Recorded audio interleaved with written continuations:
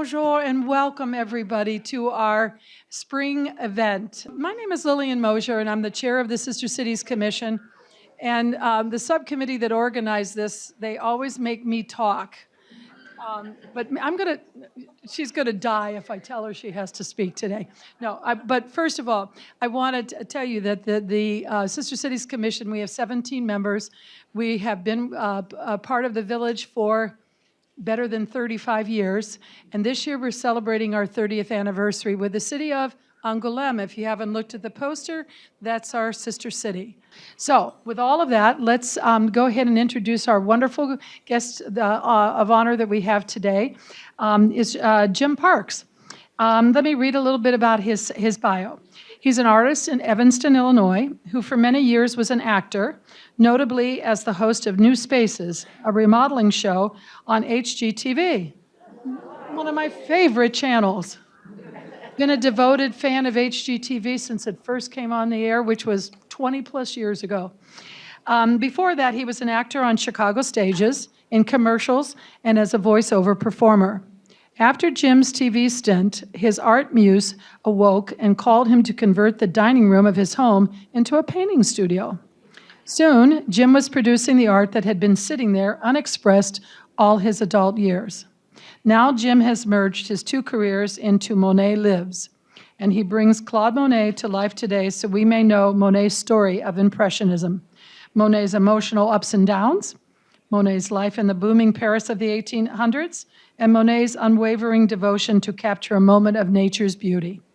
Today, Jim has brought his collection of tiny reproductions of famous Impressionist-era paintings for us to view during the program. The tiny paintings will be collected at the end of the program, so we'll be checking all purses and pockets just to be sure. Right, Jim? We're looking for 60 back. So, and just joking, because he painted them, and I could see why you want them back. They're treasures. So let's welcome Jim Parks. Thank you.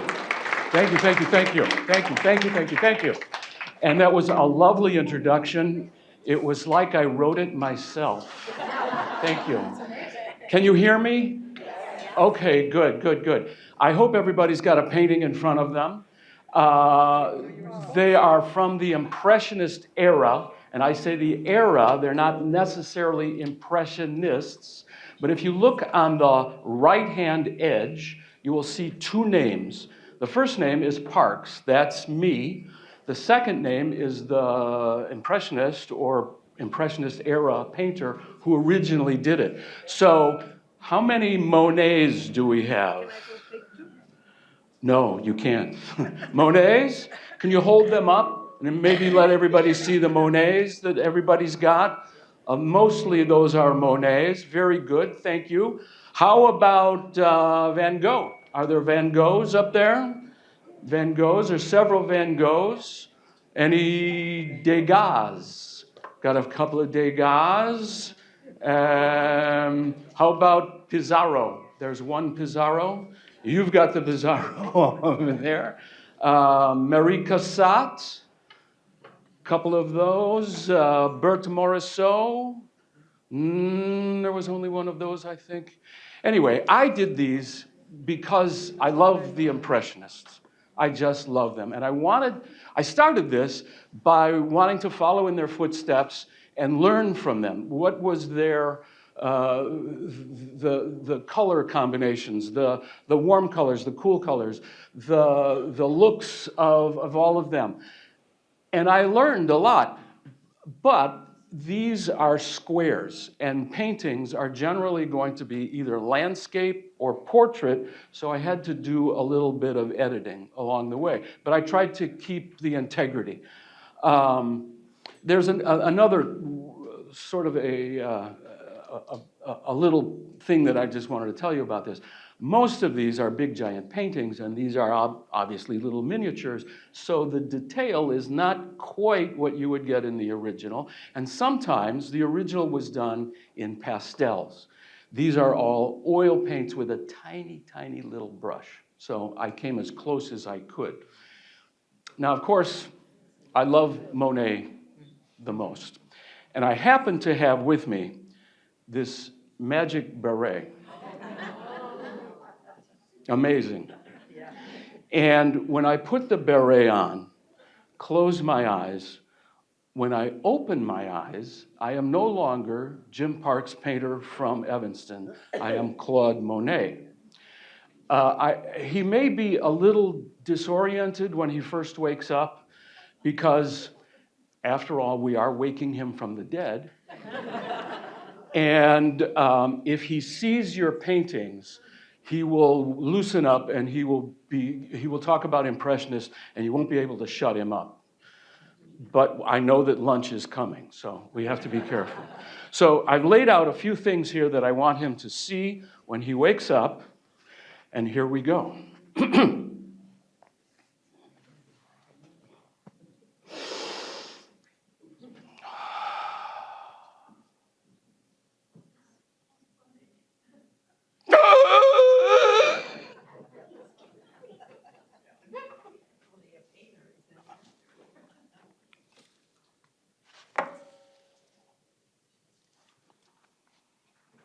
Oh. Bonjour. I am Claude Oscar Monet. I died in 1926. What year is it now? Not that. 2026. 100 years later. 100. Oh. Did you all arrive in flying cars? No? Not yet? Have you achieved world peace? Why am I not surprised? So, what is this one? This is Van Gogh? He's so tiny. He's very good. You have one too? No. No? Oh, Renoir. My buddy, Renoir. Many people. You have one? You are interested in Impressionism? I am an Impressionist. Would you like to hear about Impressionism? Yes. Here is my short answer.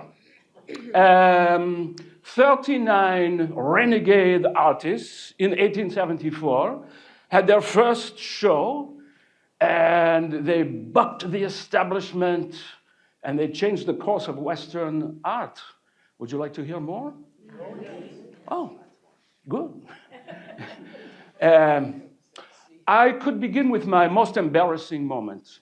Would you like to hear my most embarrassing moment? I am 19 years old. I have been in Paris 1 week, and I am in my first class in the Atelier of Monsieur Suisse art class. And the students are like you, facing up here. And there is a model, a nude model.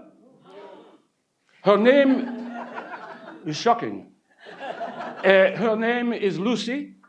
And, you know, the models come in all shapes and sizes. And Lucy was...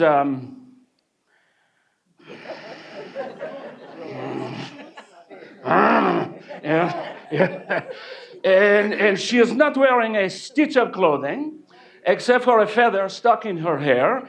And she cannot move once she assumes a position like this, right? So everybody is painting, and I hear this. They start to talk, and I hear the word salon. A salon. Everybody is saying, salon, salon, salon. I hear salon everywhere, and I turn to the guy next to me, and I say, what is this salon? And he says, what? I say louder now, what is this salon? And everybody stops working. They look at me in silence. And somebody behind me says, the French equivalent of, seriously? Someone else says, you really did just get off the train from out in the sticks, didn't you? And someone else says, it is only the most beautiful, the most important, the most spectacular art market in Paris, in the world, and you don't know what it is? And some guy in the back says, a French artist who is in the salon, who has his work in the salon, is somebody. A French artist whose work is not in the salon is nobody. Well, all these people are talking about me, and I am terribly embarrassed. And Lucy sees the embarrassment on my face and thinks it is hysterically funny, only she can't move. And I look and see that she is a bowl full of jelly laughing on the inside like this. And the feather is going. So we put a pin in this scene now. This is France. Here is Paris. From your perspective, if you go 4 or 5 hours by train to here, you get to the coast. Then beyond there is the water, and on the other side is England. Now the French, we call the water la Manche, the sleeve. The English call it the English Channel. Why? Because the English like to own everything. But here, on the coast, is a harbor called Le Havre. Le Havre. And this is where I grew up. I grew up watching the boats, cargo boats, come in and out all day, every day.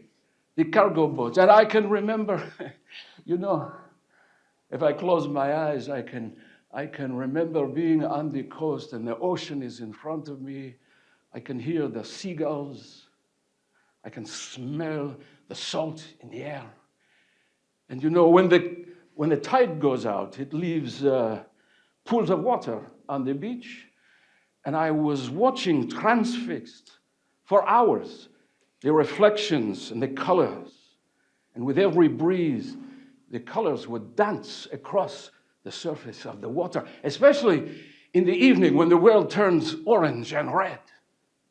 The dance of colors across the water. The family business was groceries. My father was a ship's chandler, which means he delivers groceries to the sailors. And he would always say, as long as there are ships that sail the sea, there are hungry sailors and a job for me. It sounds better in French. I had no interest in the family business, none at all. At 17, my mother died, very sad, very sad. But at 17, I had discovered in the French newspapers caricatures. You know caricatures? Someone has a big nose, I draw the nose out to here. Someone has big ears, I draw the ears out to here. And my friends would pay me 10 francs or whatever. And you can tell if somebody looks at a caricature and they recognize the person, even in spite of the exaggeration, and they go, oh, you have done a good caricature. So now I go to my friend, Monsieur Gravier. He runs the store where I buy pencils and paper and things like that. And he says, Oscar, everyone called me Oscar back then. He said, did you bring your sketchbook? And I said, yes. And I show him and he goes, oh, that is the butcher. Turn the page. Oh, that is the mayor. These are very good. Would you like it if we put these drawings, this caricature in the window? I said, yes, yes, go ahead. After that, my price shot up to 20 francs. But that is not the best thing Monsieur Gravier did for me. The best thing Monsieur Gravier did for me is to introduce me to a guy named Eugene Baudin. Eugene Baudin. He was a real painter, 15 years older than me, and he lived in the area, and he looks at my drawings and he says, you know, you have a good eye, but you need more training. You need to come out with me to paint plein air. Plein air just means out in the open air, not in a studio. I was not so interested. I was more interested in my caricatures, but he kept twisting my arm. Finally, I said, okay, I will go out with you. Oh, what a day I spent with Monsieur Baudin. What a day. I came running home, not to my father, but to my Aunt Lecarde, the wonderful, beautiful Aunt Lecarde. Would you pretend to be my Aunt Lecarde just for a moment? Oui. Thank you. Merci. Say, how was your day with Monsieur Eugene Baudin? Baudin. Eugene Baudin. How was your day? How was your day with Monsieur Eugene Ooh, awesome. It was awesome. I learned so much. He showed me this. I had never seen this before. I had heard about it, but I never saw it. Paint in a tube. Before, the artists had to make their own paint. They would grind up a stone, put it in oil, and then they put the oil in a bottle with a tight cap on it, or they would put it in a pig's bladder. Can you imagine? So with this, with a tube of paint, you take off the top and you go, put all your colors, like that, and you artists, any artists out there, you know you need a lot of white. Bless you. Like that. But Auntie, what he did, I was flabbergasted by what we were looking at ships and sky and ocean and beach and people, and I'm looking over his shoulder and he reconstructs it on the canvas exactement. I was transfixed by this. I never thought anyone could do this. I never thought I could do this. And later on in my life, I said, it felt as if a veil was lifted from my face. Monsieur Baudin took me out many times to go paint. He taught me everything I needed to know about painting en plein air that then I took a lifetime to perfect. In fact, we went out so many times that we would get ready to walk and we would have all of our equipment strapped onto our backs and we would look at each other and we would go like this, and then we would go like this, and then we would go like this. And that meant en plein air, with the sun on our faces, the wind in our hair, and the bird shit on our shoulders. Let's go.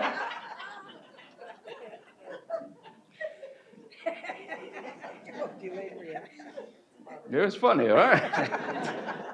We thought we were funny. So now I am 19 years old, and all I can think about, all I can talk about, all I can dream about is being a painter in Paris.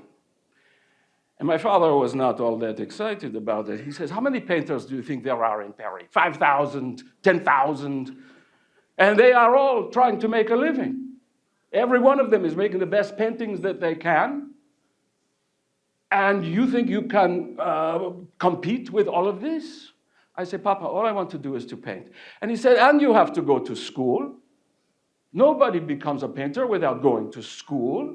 I don't have that kind of money.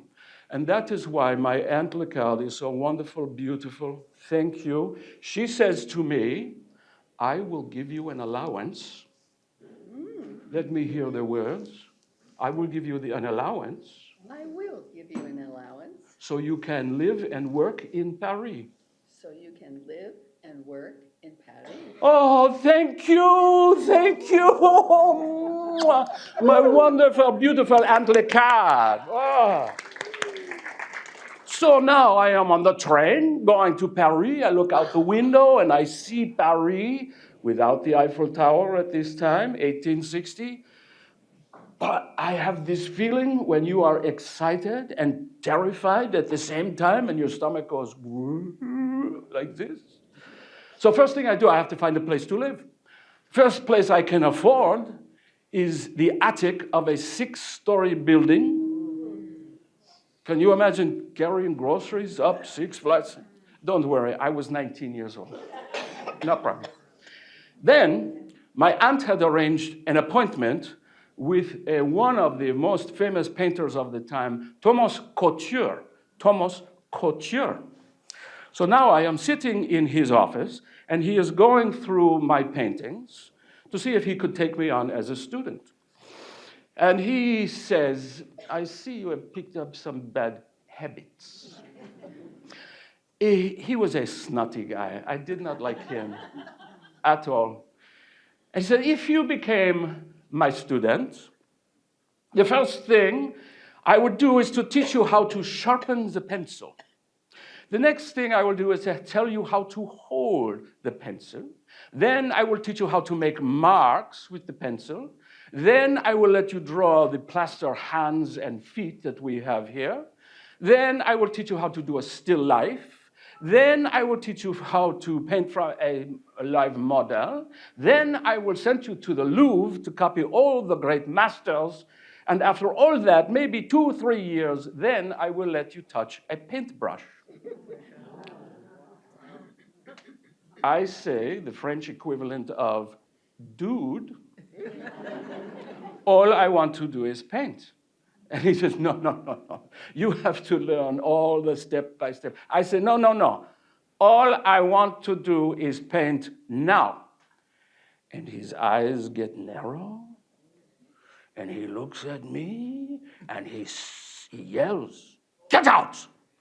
And I am gathering up all my things, and he is saying to me, he continues to yell, I am so sick of you punk kids coming in here thinking you can be a painter without instruction, without my instruction. And now I am going down the hallway, and he is still yelling at me. He says, you will never be a painter, never!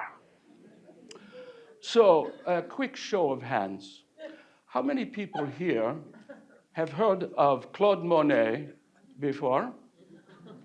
How many of you have ever heard of Thomas Couture?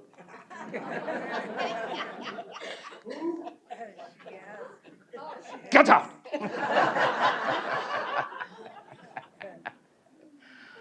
Now I am walking down the streets of Paris, and I am so mad at this guy for kicking me out. But I begin to realize now where I am. I am in the heart of Paris, with all these people coming down the walkways, including the lovely mademoiselles with their parasols. Hello, bonjour. And I see the Seine River, and all of its famous over the top. And I see that there are 2 big islands in the middle of the river, and one of them has Notre Dame. It's so big. Down the river this way is the Louvre. And that place is a fortress. No one will ever steal anything from the Louvre. Never. Not going to happen. Arc de Triomphe is further down. So now I am in the streets, and I am appreciating all of Paris around me, and the horses and carriages are coming this way and going this way, and you have to run across the street so you don't get run over. Oh, and look, there is an autobus. Autobus is horses pulling a double-decker carriage, and you can go from one side of the city to the other side of the city. We are living in the most...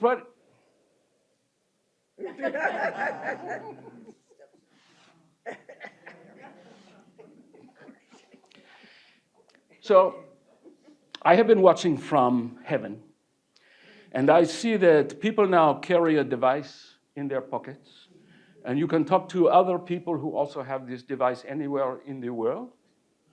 Such a thing would be magic in my time. No internet. Television? No. Radio? No. Cinema? No. Photography? Here is a picture of me by a photographer who was just beginning, named Nadar. Nadar was his name.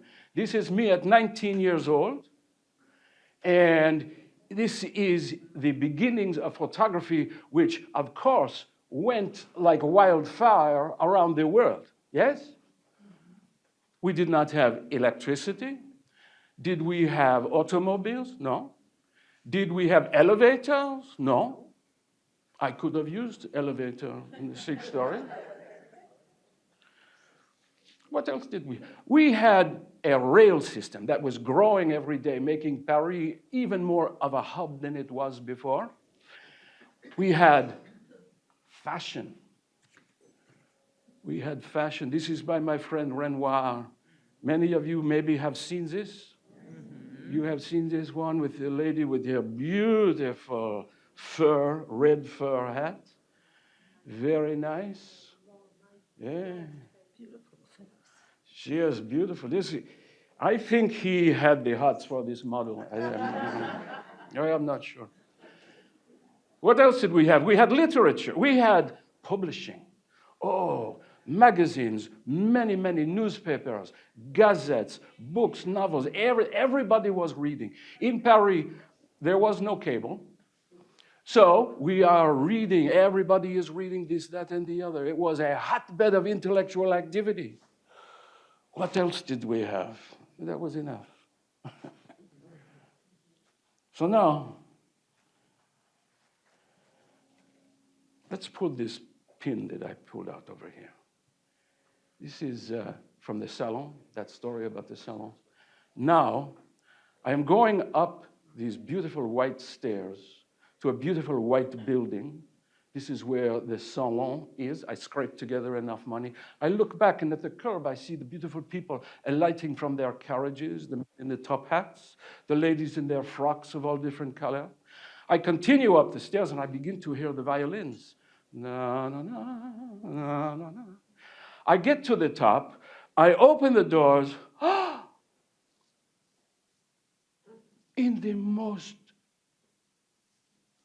amazing big room, the biggest room I have ever seen in my life, with the highest ceiling. This is the salon, and all the four walls are covered with paintings, 3,000 paintings. In later years, it was 6,000 paintings.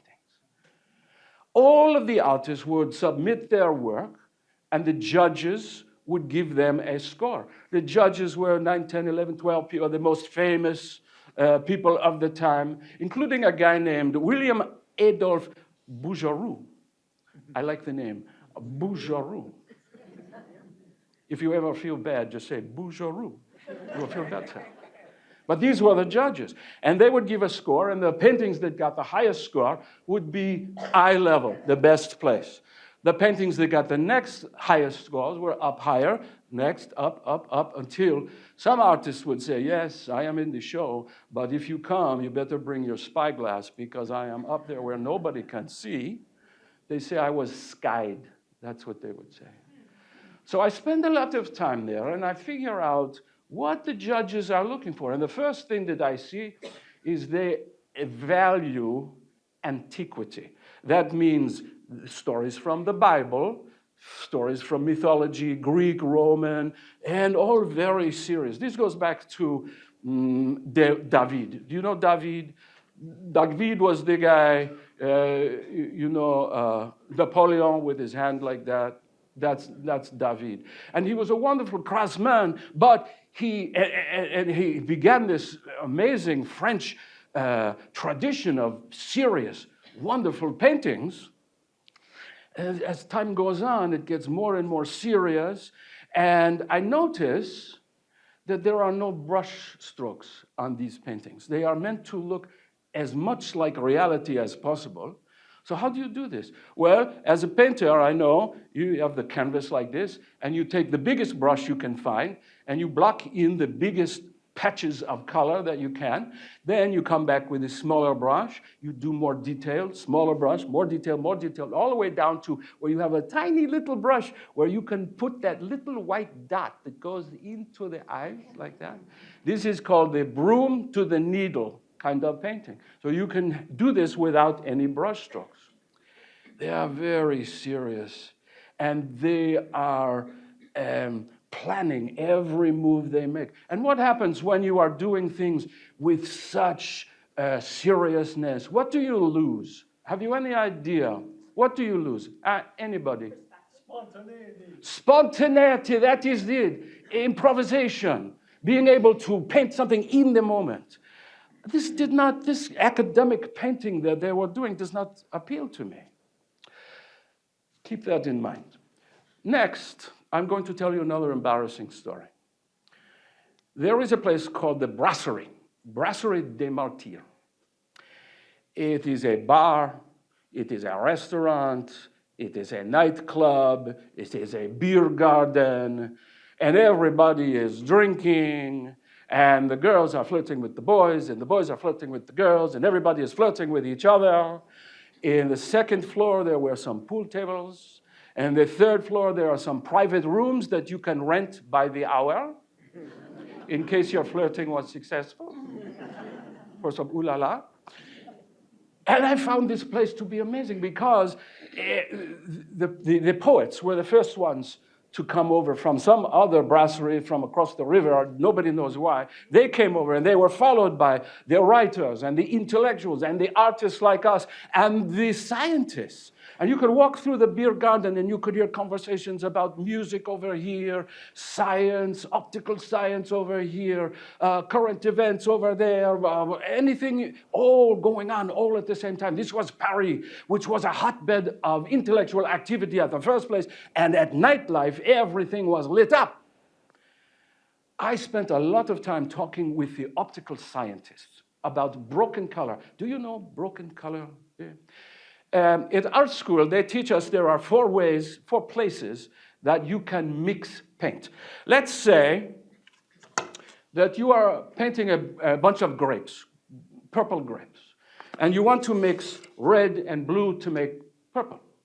So the first place you can mix your paints, you have a puddle of red, puddle of blue, and you mix them together. That's number one.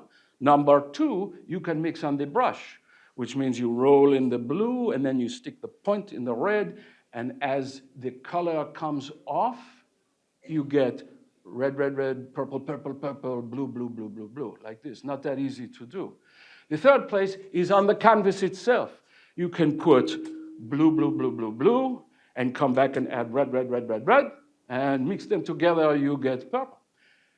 The fourth place is on the canvas, you put red down, and you let it dry, and come back with a very thin layer of blue. The red shines through the blue, and they mix together.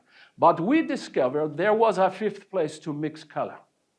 If you take patches, red, blue, red, blue, red, blue, red, blue, red, red, blue, red, blue, blue, and step back, the colors are mixed in the eyes and the brain of the observer. Oh, I love this. This one. And this gave us a painting that was luminous. That's what we were going for, luminous. Well, I found this place to be, I got drunk. And you know, I go there, I want to have conversations, but I get drunk, and I start not going to class, and I start not doing my work, and word is getting back to home, and I'm getting letters from my aunt and my father saying, "We hear you are not working.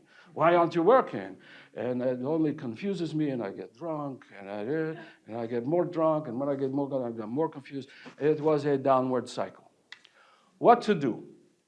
Well, there was a war on, so I joined the army for 7 years. Only after 1 year, I get typhoid fever. They send me back home to either recuperate or die, and I am in Le Havre like this for months and months, but after a while, I start to feel better, I'm getting better, and now it is time to go back into the army. And this is why I love my Aunt Lecard again, because she says, I will pay 2,500 francs. I will pay 2,500 francs. So you can be exonerated from future service. So you can be exonerated from future service. She saves my ass for the second time. So now I go back to Paris. I am ready to go. I have been away from painting for such a long time. I am hungry. I know that I was distracted by this, that, and the other, but now I am hungry to paint. She says to me, before I go, she says, "You have disappointed me once. You have disappointed me once. And I know you will not disappoint me again." And I know you will not disappoint me again. Very good. My father, on the other hand, he is a little different. He says, You need to get it through your thick head that I am paying for you, and you have to be under the tutelage of a real master. And if you ever go outside again, I will cut you off without a word. Do I make myself clear? I am so sorry. Do you want me to repeat that? It's too traumatic for me. I can't stand. You damn kids. I was a bad guy. So now, yes, I go back and things start to work out better. Now I am in a better class. Monsieur, what was his name? Oh, I forget his name. He was a better teacher, old guy. We call him Old Man Glyer. Old Man Glyer. He had taught many famous painters. But even this guy, I get into a fight with him. I am painting a male nude, and he comes and criticizes the toe. This is not the way the Greeks would paint a toe. And I said, well, that's how the toe looks. And he goes off into a big lecture about antiquity and how we are keeping up the traditions and we are on the shoulders of the other painters, blah, blah, blah, blah, blah. And he ends up by saying, always remember antiquity. And he leaves. And I am so angry. And now I am talking to the whole class. I said, this guy is telling us we can't trust our own eyes. We have to paint like they did hundreds of years ago. We can't paint what's exactly in front of our eyes. I am so upset. I am leaving. Who's with me? Nobody. Nobody. But you know, it was a good class. There were 30, 40 people in this class. And there was a guy in the back, in your chair, right here. His name was Frederick Bazil. He was very tall. His father wanted him to be a doctor. Ha, ha, ha. And he was my good friend. We became very good friends. In fact, I borrowed so much money from this guy. When times were hard, I borrowed so much. You know, it's sad, though. Not too many people have heard of Frederick Bazil because he died early. He, like me, he joined the army, only he got sent into battle, and he was killed in battle. Very sad. There's a little bit more of a story. What is that noise? It's gone. Okay. So his father heard that his son had died on the battlefield, and he was, of course, brokenhearted.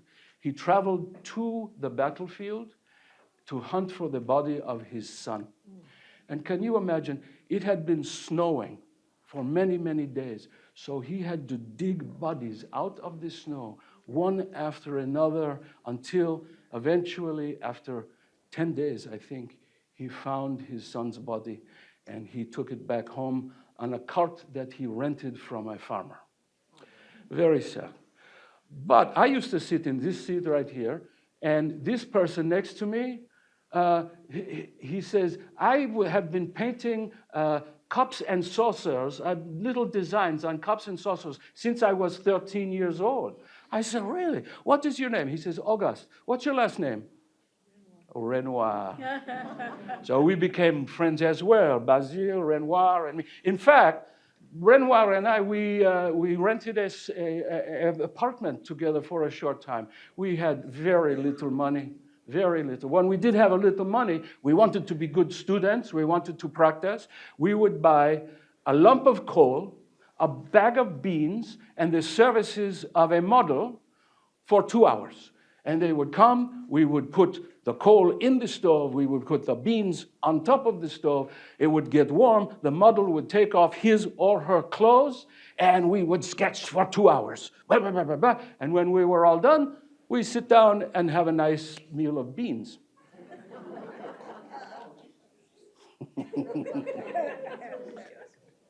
It's funny, you know. So because of these people, my friends, I got to make other friends. I got to meet Degas, Pizarro, all of them. They all were in schools of some kind or another. We all became good friends. We all were talented people. We all were ambitious people, and we helped each other. We painted each other. We went out painting together all the time. And none of us liked what was going on in this salon. that style of painting. So now, I happened to be accepted into the salon for two paintings. One was a seascape. The other one was called A Woman in the Green Dress. And the best part of that painting was the model who was wearing the green dress. Her name was Camille Danson. Camille Danson. And in fact, there are 4 female figures in this painting. 3 of them were Camille. She was very pretty. We had a good, and you know how the artist and the model, they get together, they talk, they like each other. Maybe they fall in love. Maybe they get married. Maybe they get pregnant. Those last 2 things are not in that order.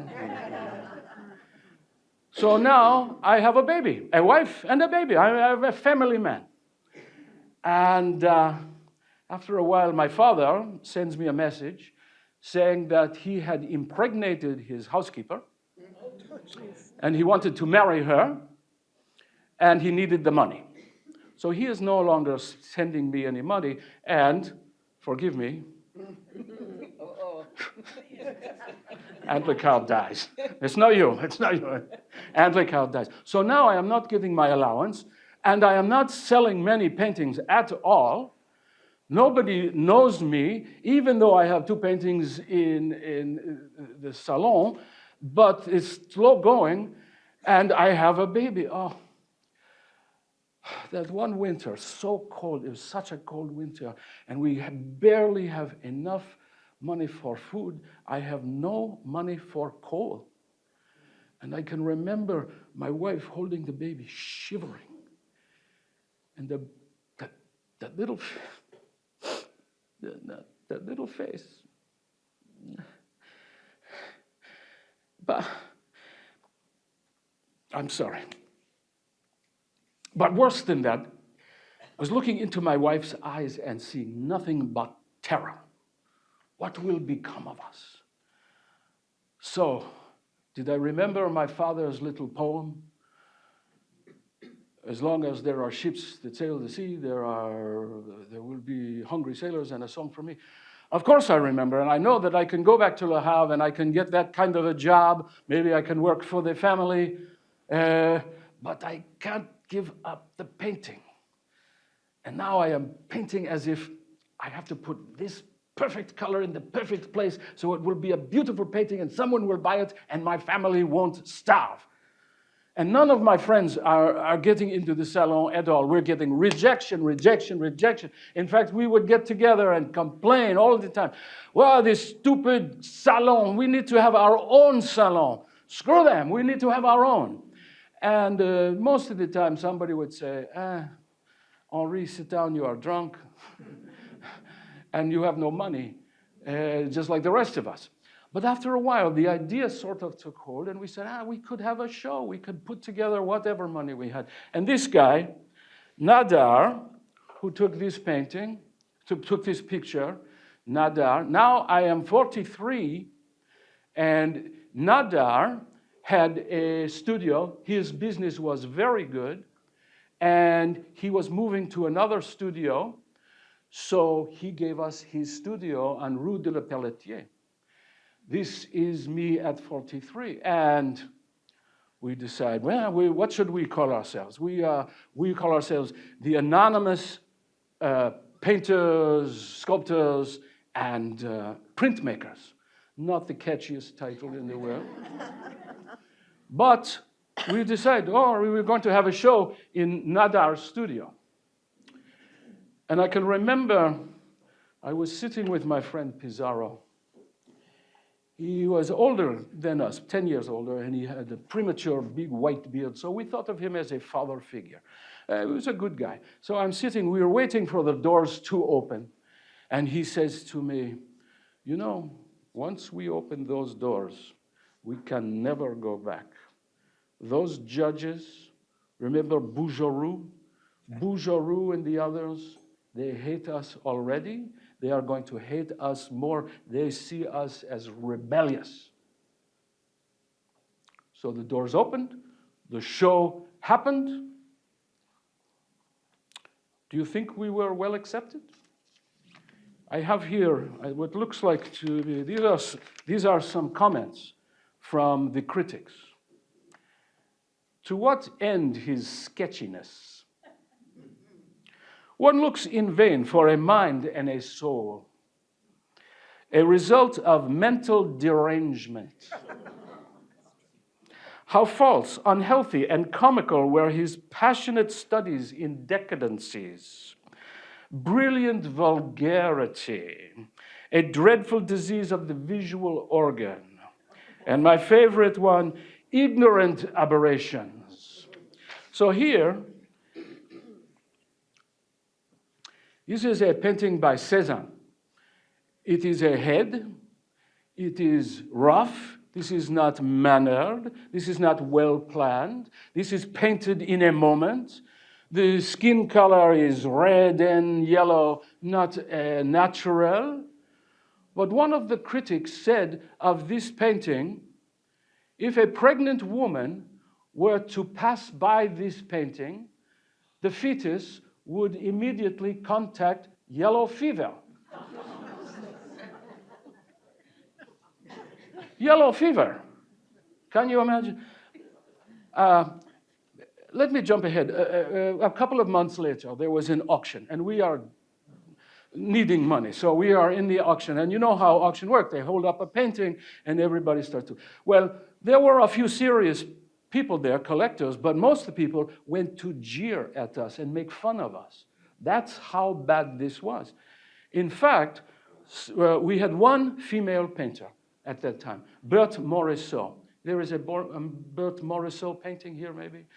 Berthe Morisot, the only one, she was so good and she was so brave because a woman of that time would never subject themselves to this kind. So they hold up the painting by Berthe Morisot and some idiot says, "Ha! Pizarro doesn't skip a beat. He runs across the room and he punches the guy in the nose. Let's hear it for Pizarro." So let's talk a little bit about my process. People say, no. Let's see what you've got. Who has a Degas? Anybody have a Degas? Anybody have you have a Degas? Everybody puts together the idea of ballerinas with this guy. And why not? He is a brilliant. This one, I am going to show you this one. He's backstage in the ballet, and he is painting as fast as he can.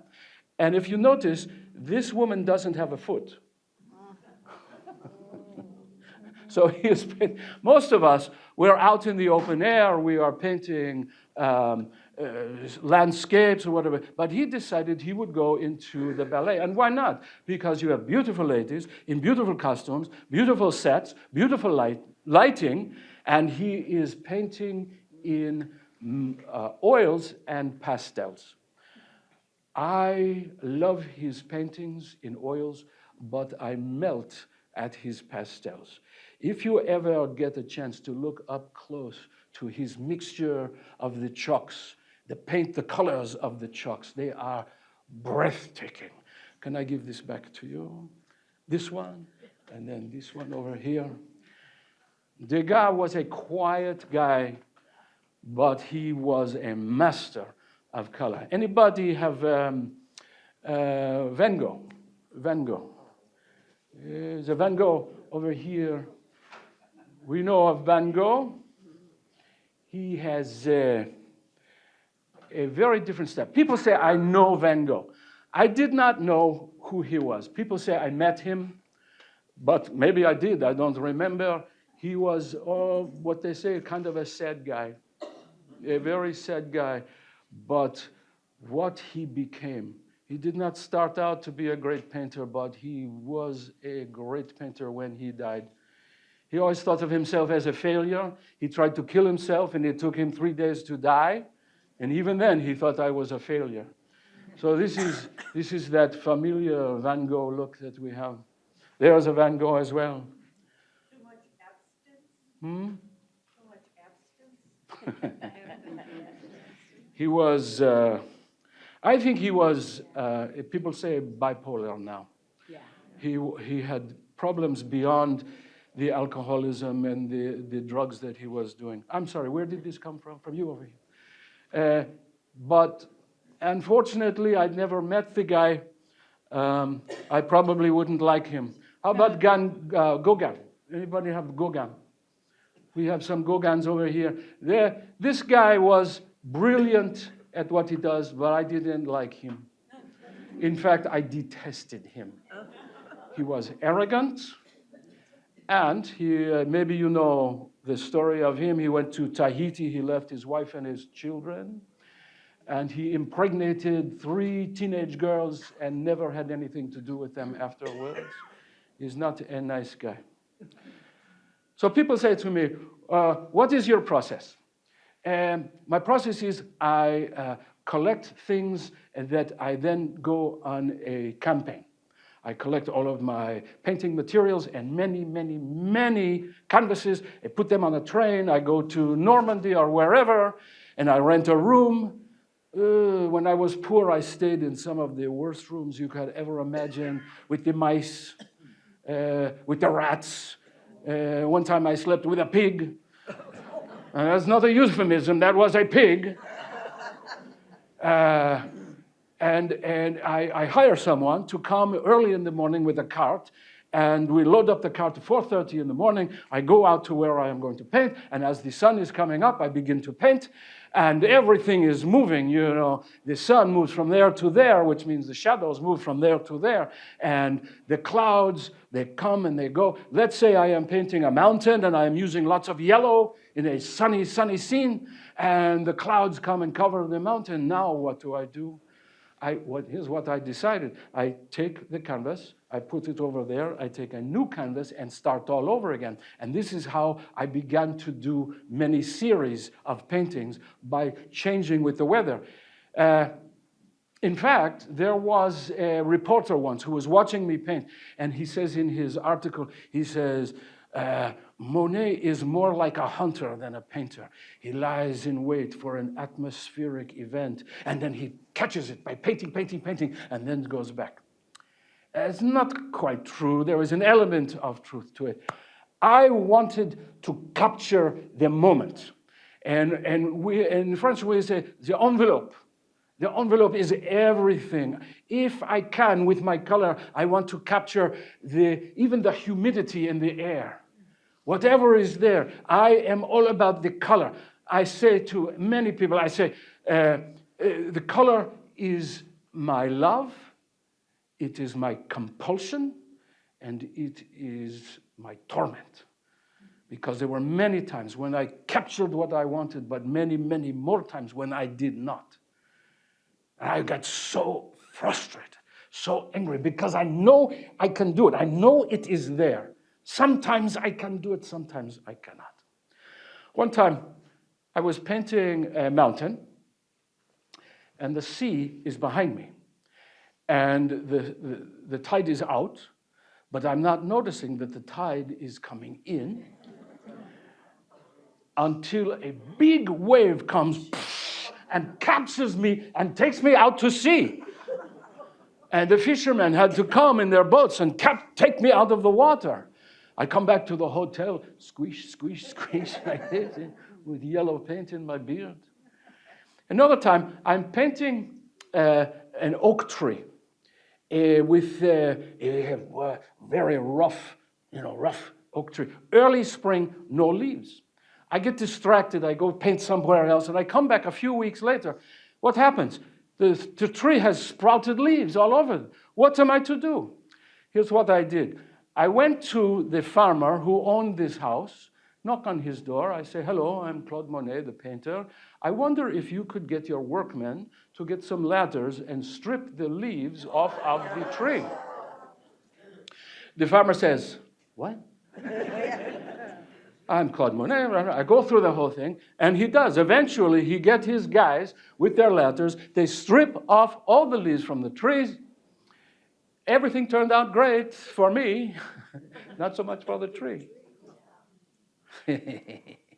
One time, I am in the train, leaving Paris, and I'm in the suburbs, and I look and I see a beautiful pink house way in the distance with trees around it. And I say to the conductor, what village did we just pass? He says, Giverny. It sounds like from the angels, right? Giverny. Miraculously, this place was available for rent. Now, things have changed for me. Because back in the days, when I was poor and we had our show, I was desperately poor. We did not make any money, and everyone hated me. And yet, at the end of my life, I am rich, I am famous, I live in the most beautiful house you have ever seen with the most beautiful garden, and I am a French national treasure. Now, what happened that took me from here to there? Can you guess? And I'm not talking about talent. I'm not talking about perseverance. Although those were part of it. Any other guesses of something that might change things from there to there? You met a woman.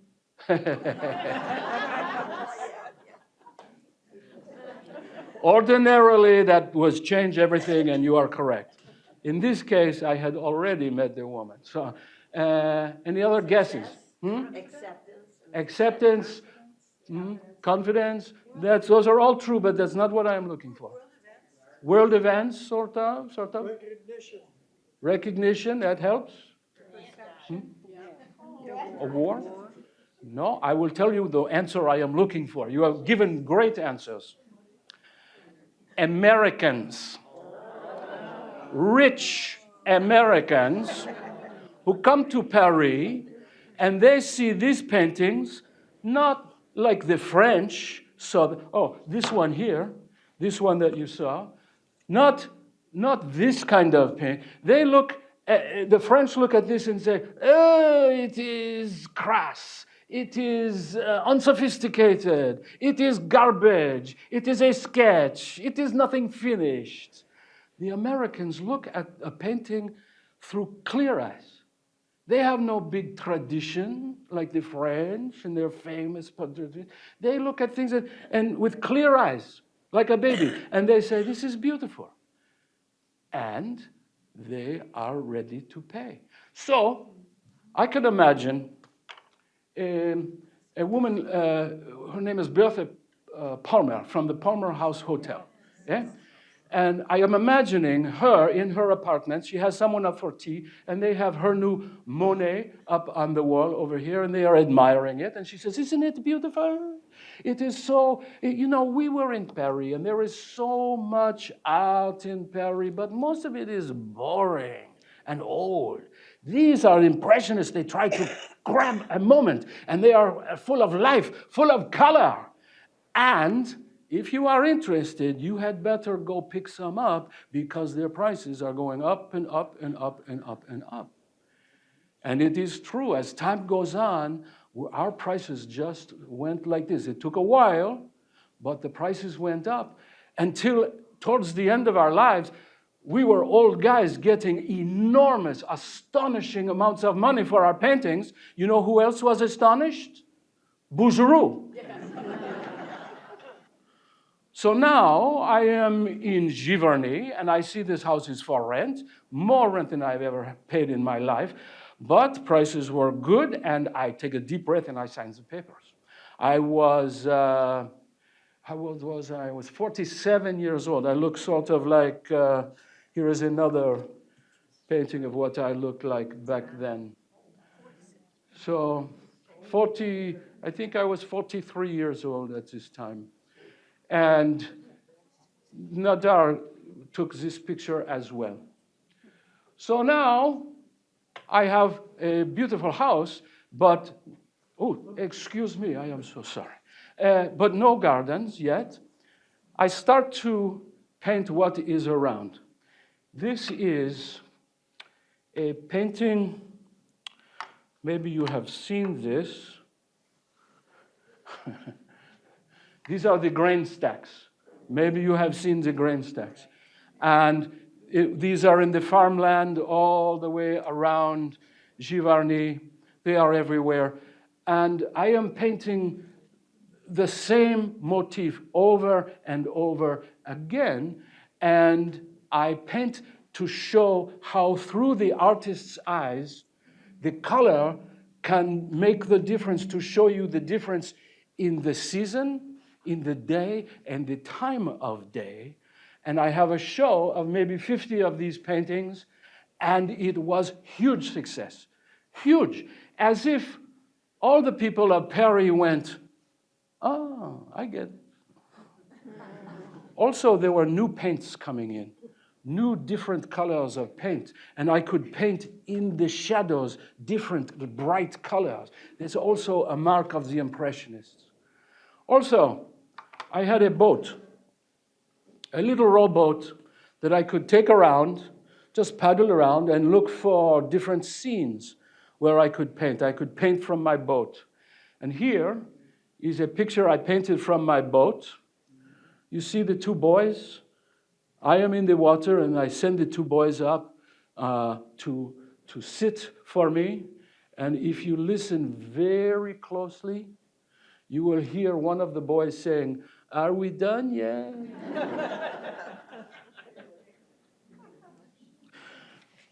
So by the time I am 50, now I can afford to buy this home in Giverny, and I can buy the parcel of land that is next to it, making it much bigger. And I go to the city and I petition them to take a little bit of water from the Rue River to make a pond.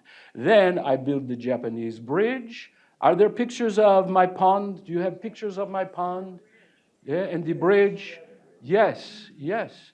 It is wonderful. I can wake up in the morning, roll out of bed, and start painting right away. It is marvelous. I love it. I paint from all different angles. Here, here, here, here, here, here. And now I don't have to get on a train and sleep with a pig.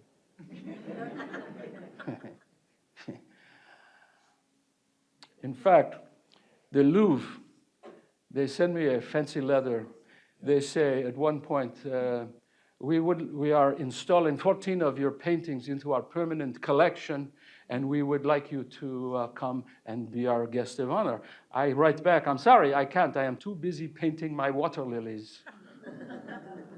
Oh, where are we on time? I've got to push this along. So now, I am getting on. I can sit with making those old man noises, you know, oh, like this. And when you get up, oh, this is from going up and down too many years. But the Water Lily collection was another show. And you know how the Grain Stacks was a very successful show? This one left it in the dust. It was internationally famous. The museums from around the world are coming around, sniffing around, seeing if they can get one. And after a time, I did not use the bridge. I did not use the trees, the sky. All I paint is the water. It is the dance of colors across the surface of the water. I could have retired. I could have said, this is it, this is my history, everyone will remember me for my water lilies. But there was one more thing. In about 1900, I had an idea that I wanted to paint a mural that would go around a round room, so you would be completely immersed in the painting. I go to my friend Clemenceau, who was a big mucky-muck in the government, and he says, I say, I want to give this painting, this mural to the French people if you will design a building that I can have this painting in. And we went back and forth and back and forth. I won't bore you with all these details.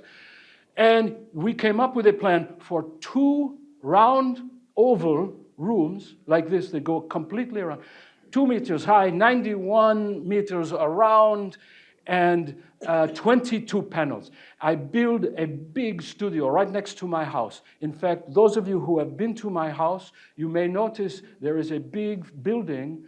That was my studio. That building is now the gift shop. It's true.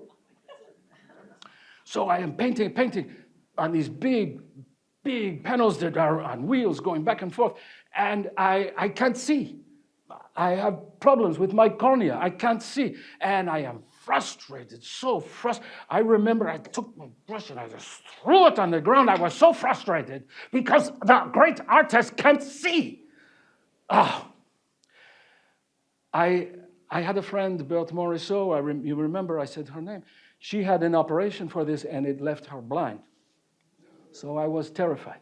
But there was a guy in London who was doing good work. I went there for 1 operation, 2, 3 operations, plus they give me colored glasses, and I paint with all the colors in exactly the same place, same red, so I know which is which, because I can't tell the difference between blues and greens. I worked 10 years. They're called the Grande Décoration in the Orangerie. Unfortunately, I was there for the gluing on the walls, but I could not be there for the opening because on December 5th, 1926, I died. I was so lucky. I could paint throughout my entire life. I was the last Impressionist standing at the age of 86. The last one. I could have died. I could have died in the war. I could have died of typhoid fever, poisoning. I could have been in the water drowning. I could have been giving groceries to guys in sailboats. But I was allowed to paint because of my handicap. So, if you ever see a body of water, take a moment to see the dance of colors across the surface of the water. And maybe think of me. Au revoir.